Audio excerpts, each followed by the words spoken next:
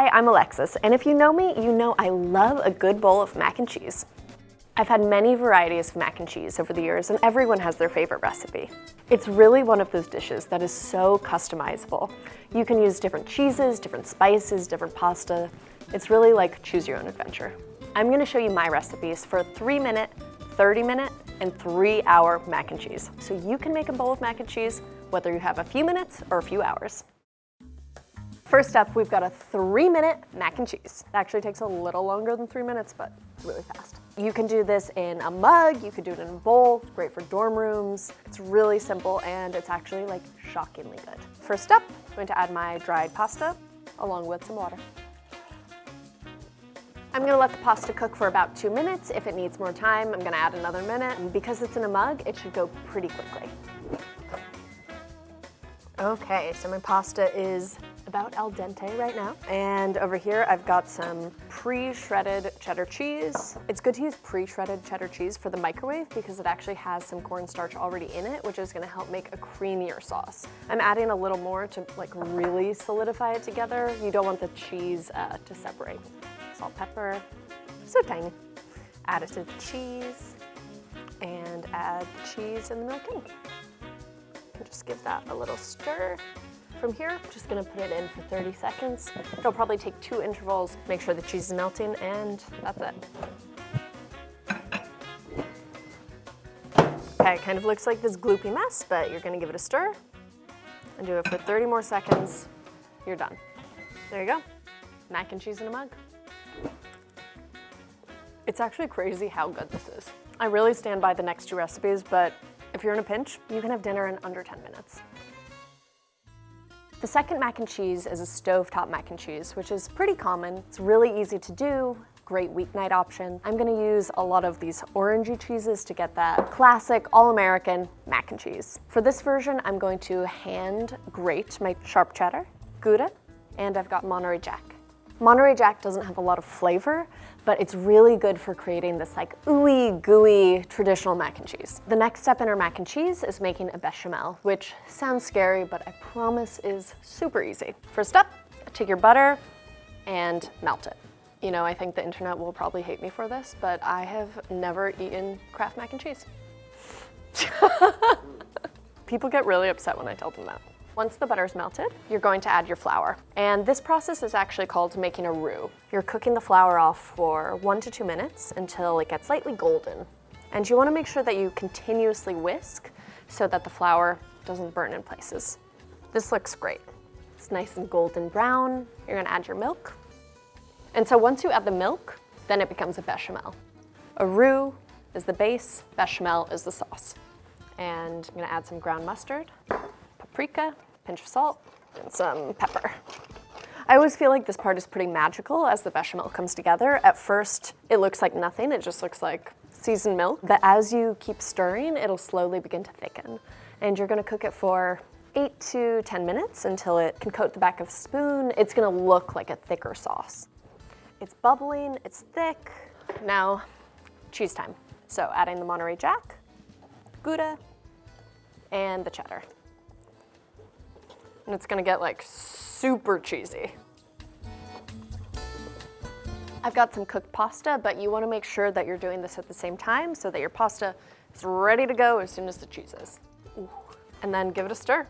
That's it, stovetop mac and cheese. Oh my God, it's so cheesy.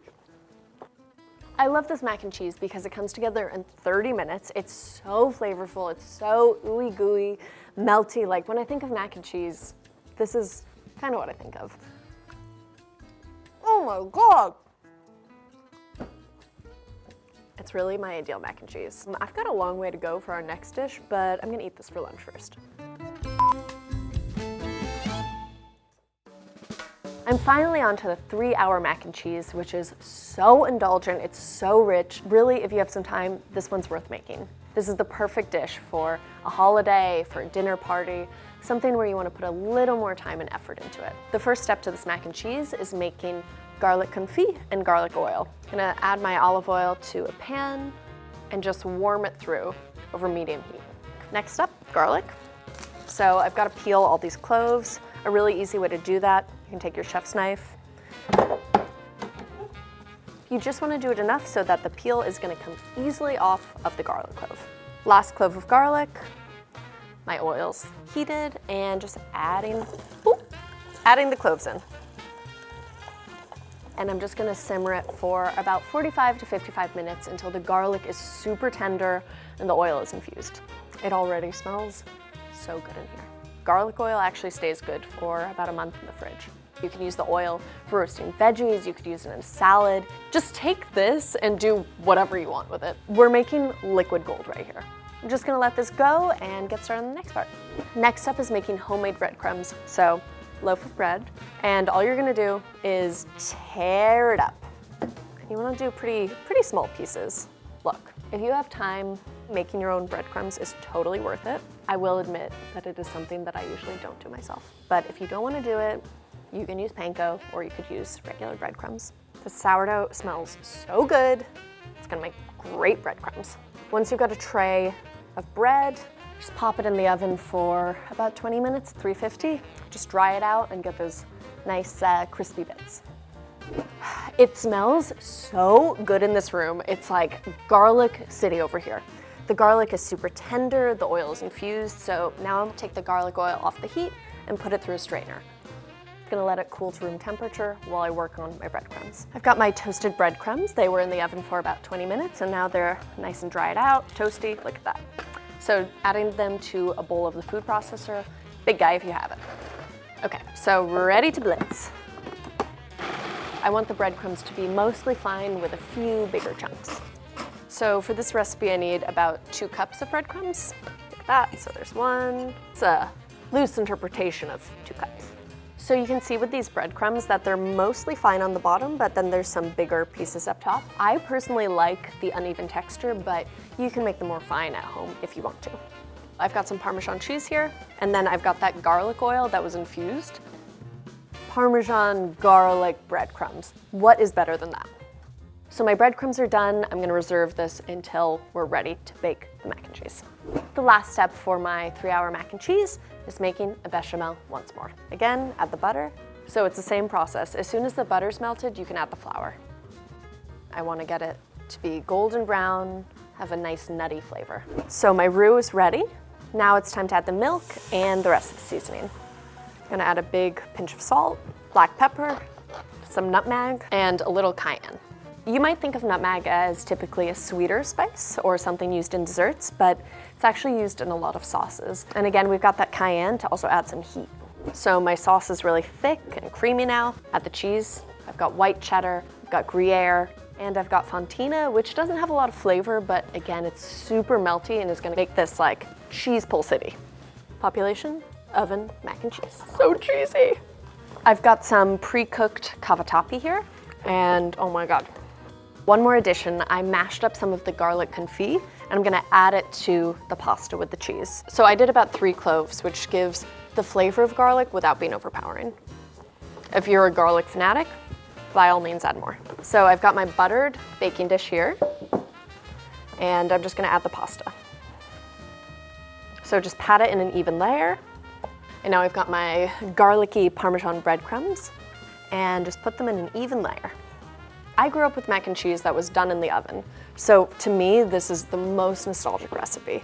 I like my breadcrumbs to be a bit uneven, so I've got some bigger pieces, some smaller pieces. I also like some of the mac and cheese to like poke out and get a little brown. Anyway, this is ready to bake. I'm gonna bake this for about 50 minutes until it turns golden brown and we're ready to eat. I've got my beautiful baked mac and cheese. It smells so good and I think I'm gonna try it. The breadcrumbs are so crunchy. Oh my God, it's like just lightly perfumed with garlic. You hear the crunch? And there you have it, a 3-minute, 30-minute, and 3-hour mac and cheese. Whether it's Thanksgiving or dinner at the dorms, you should always have time to make a great bowl of mac and cheese. Let me know in the comments which one your favorite is. I'm gonna take this home and eat it on my couch tonight, so with that, good night.